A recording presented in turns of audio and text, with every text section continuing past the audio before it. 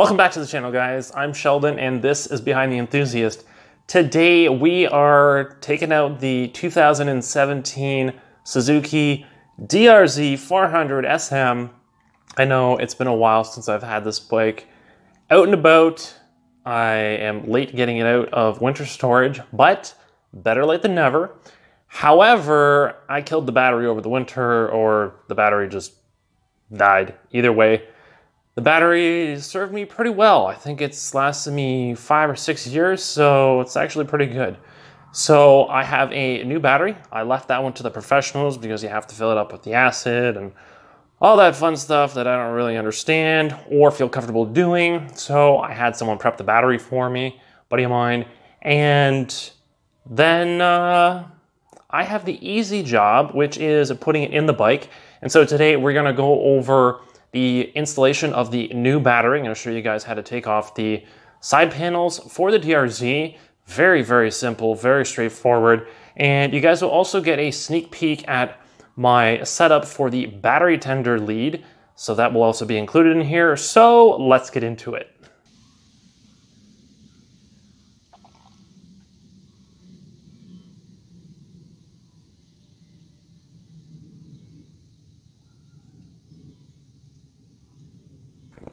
So first things first, guys, what you need to do is take off these Zeus clips. These are the easy ones.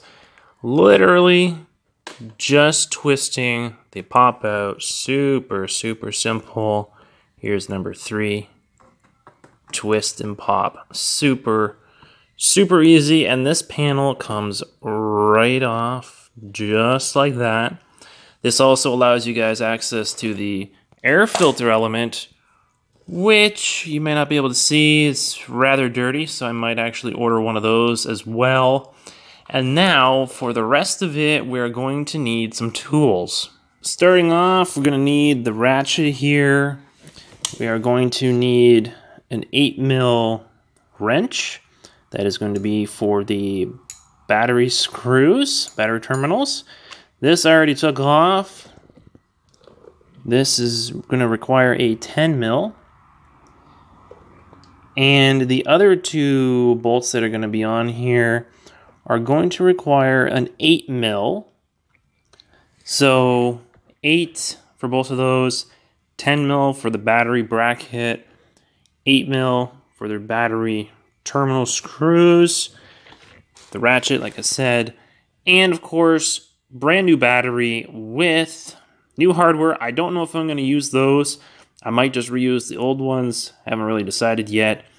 But if you guys feel like the original ones are a little too old, maybe even stripped a little bit, this one's not too bad, you may want to consider switching over to the new ones. Now, once you take those screws off, obviously you got one here, one down here. I already switched over to my anodized blue hardware. Basically, you're going to want to just pull up on this just enough. Hopefully you guys can see there. Just enough there. And you end up wiggling this section out from there. So I'm going to probably do this with one hand. I don't know how I'm going to do this, but I'm probably going to manage with one hand somehow. So, there you go. Kind of slides out. Comes out with one hand. Simple. Now, this is the setup. It looks a little bit crowded. This is the box. The bar goes across there. That goes right in there. So you got the screw there. And this literally just clips on like that. So you got the screw there. So like I said, I've already taken those off because the dead battery is already dealt with. Now the lead, this is for the battery tender. Obviously I've kind of wound this up in here. Really, really tight fit, unfortunately. So it is a little bit tedious, but it is doable. I do recommend you guys get one of these because it's super, super easy for actually maintaining your battery in the winter or when you're not riding it for long periods of time. So this is going to be a great access point for me, and it saves me from actually getting any tools out whatsoever, because the panel here over the airbox is just loosened by hand, super simple, and then this hangs out there. I plug it in for the winter or whatever, and it is super, super easy. Now, in terms of putting the battery in here, obviously this is the battery box. We got that screw to put on with the bar, and we've got those new screws that we can potentially use. If you guys are in doubt at all, just use the new hardware. Put the blocks in and put the screws in, and make sure that you guys are doing the positive, not the negative, not the ground. The ground is going to be the last thing that you guys actually tighten down, and this is because it would complete a circuit and, you know, cause sparks and zap you and whatever. So always do this one first, make sure the battery is set to go, and then you ground the battery. There's the battery in. Now, I know you guys are probably wondering why there's an actual bar that goes across this, because this is a super tight fit. It's in there right now. You actually have to force it in. Just a little bit of effort there, but you do actually need to put that on. It's just an added safety thing, just so that it's not bouncing around or whatever. Doesn't come loose. Maybe you have an accident. You don't want the battery to be loose and go flying off or whatever. So obviously, it's very, very important that you put this bar on as well. There you have it. That was the 10 mil. So super, super easy. All you gotta do is tighten that down. Very straightforward. And then you are ready to actually put the blocks in here. I know a lot of people actually like to use pieces of cardboard or whatever. It is a little bit tricky. This is one of those steps where you have to make sure that everything is lined up. So we're going to be doing the positive first. Now keep in mind we have the battery terminal needing to be connected to this cable, and this one also has to go to the battery terminal as well. So we're going to have to twist that either on top here, or, well, we can't go underneath because it's too big, but it is going to have to go on top by the looks of things. So I'm going to kind of fiddle around with that for a second and make sure that everything fits comfortably. There's nothing that's, you know, stressed, like a too sharp of a bend or something like that.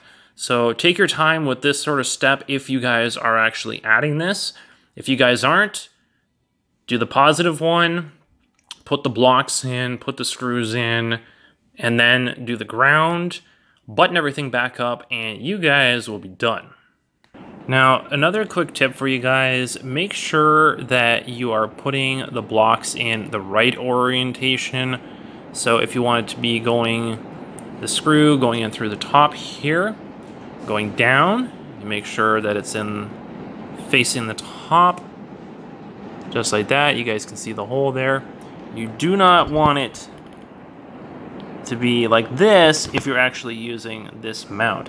Now, for my application, obviously we're going in through the top, and if you guys happen to put it in wrong, always have a piece of wire or something handy just so you can kind of poke it back out.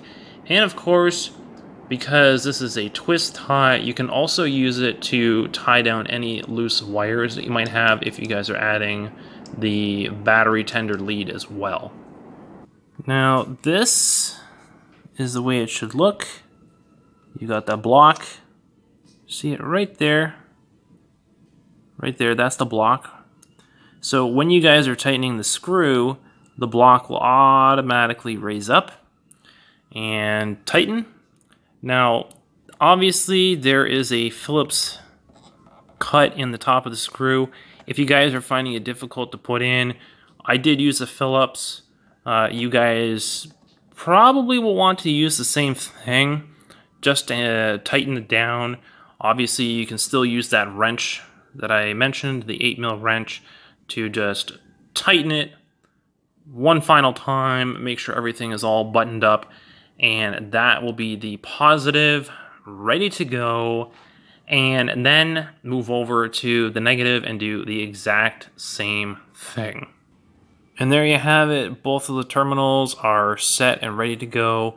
Like I said, use the Phillips to just get this started so you actually get it screwed into the block that is in under the terminal here.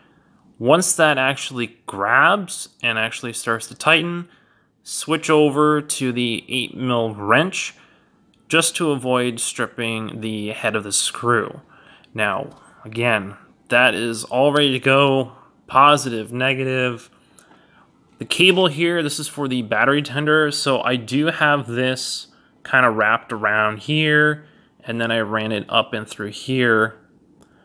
Now, when I'm actually putting that on, the cover is going to go in on an angle, like this, and I'm going to hold this down with that.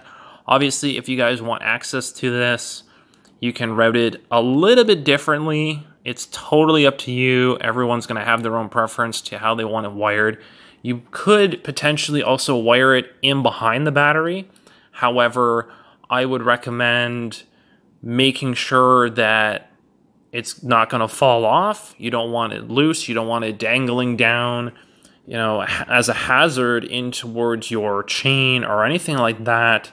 So the way that I've done it, it is guaranteed not to come out. This is right in here, very tight fit. It is not going anywhere. So whenever I need it, it's there. I was considering wiring it out the back here, just in behind the battery. However, again, my issue that I just mentioned about it falling down, catching the chain or the wheel, whatever, the rim, the spokes, that was the only thing that was holding me back from doing it that way. So I decided to err on the side of caution and route it up through here. I wound it around here, up there, and it's going to stay there. And I'm just going to take the cover for the airbox off every time I need to charge it. So hopefully, you know, if it's outside and it's raining, well, obviously I'm not going to be able to do this because I'm going to expose some things to the elements. So I definitely won't do that. I'll make sure to use it only when it is dry out, or I'll put the bike away and actually use this and take the cover off. If I'm not too happy with it, obviously I can rewire it. You guys can do the exact same thing. So all that's left now is for me to just put those two covers on and we are completely done. So we've got the first panel on, the 8mm and the 8mm. And this is a good time to actually check the clearance of items in behind. So if you find that something is too stiff, this is loose, it's actually wiggling around, which is both good and bad. Obviously, if it's moving around too much, it could rub against something. However, because of the way the movement is, I am not concerned whatsoever. It is just enough that I know I'm not squishing anything. You can actually just pull on this a little bit and check that stuff out. So now all you got to do is put the last cover on and watch out where you're running any of these wires because you don't want to pinch anything and cause any damage. So just keep those things in mind. Ta-da! There you go. All ready to go. Everything's tucked away. You wouldn't even know it's there. However, it is whenever you need it.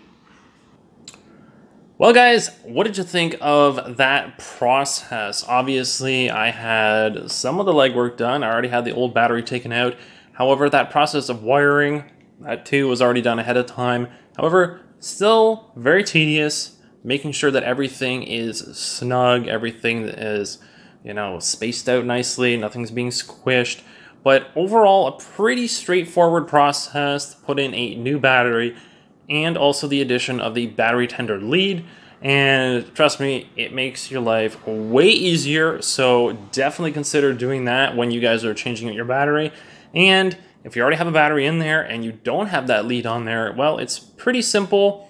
Take the panels off, take those screws out, put the ring terminals on there, put the screws back in, and easy peasy. So If you guys have any comments or questions, leave those down below for me. If you guys like this video, make sure to smash that like button so I know that it's working. And of course, be sure to subscribe so you guys don't miss out on future content on the channel. And I will catch you guys in the next one. Thanks for watching.